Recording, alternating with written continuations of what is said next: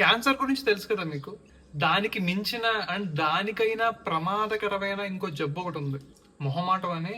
Cancer కైనా treatment and medicines ఉన్నాయేమో గానీ ఈ మొహమాటం అనే రోగానికి మందు అనేది లేదు. ఈ రోగం యొక్క సైడ్ ఎఫెక్ట్స్ ఎలా ఉంటాయో తెలుసా మీకు? మీరు మీలో ఉండలేరు. మీకు నచ్చిన పని వేరెవడికో నచ్చట్లేదని మీరు చేయడం మానేస్తారు. మీకు నచ్చని పని ఆడెవడో సుబ్బారావు గారికి నచ్చుతుందని చెప్పి అది ఇష్టం లేకపోయినా ఇష్టంగా యాక్ట్ చేస్తూ ఆ పని చేస్తూ ఉంటారు. నాకు తెలిసిన ఒక ఫ్రెండ్ ఉన్నాడు. ఆడ రీసెంట్ గా వచ్చిన ఒక వరస్ట్ సినిమాని మొహమాటం అనే జబ్బు ఆడికి ఉండడం వల్ల 5 సార్లు చూడాల్సి వచ్చింది. ఫస్ట్ టైం మాత్రమే ఆడి విల్లింగ్ గా వెళ్ళాడు. మిగతా అన్ని సార్లు కూడా ఫ్యామిలీలో ఎవరో ఒక పెద్దనాన్నో ఎవరో పిలుస్తున్నారని ఒకసారి, ఫ్రెండ్స్ బలవంతం మీద ఒకసారి, అలా అలా 5 సార్లు చూసాడు ఆ సినిమాని.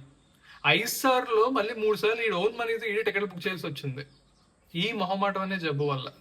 నేను ఇప్పుడు చెప్పింది ఒక బేసిక్ ఎగ్జాంపుల్ మాత్రమే. ఈ రోగం వల్ల కోట్లు నష్టపోతున్న వాళ్ళు ఉన్నారు, ఉద్యోగాలు పోతున్న వాళ్ళు ఉన్నారు, ఫ్యామిలీలో ప్రాబ్లమ్స్ వస్తున్న వాళ్ళు కూడా ఉన్నారు. మొహమాటానికి పోయి కడుపు తెచ్చుకున్నాడు అనేదో సామెత ఉంటది కదా, దాన్ని మార్చి మొహమాటానికి పోయి అని పెట్టాలి.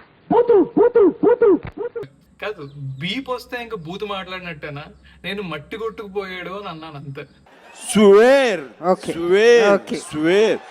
ఫైనల్ గా నేను చెప్పేది ఏంటంటే, లర్న్ టు సే నో.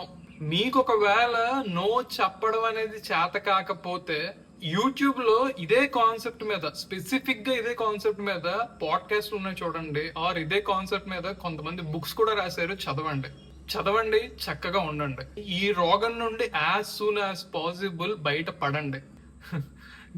నేను కూడా యాక్చువల్లీ ట్రీట్మెంట్ లోనే ఉన్నాను, నెమ్మదిగా తగ్గుతుంది, చూద్దాం.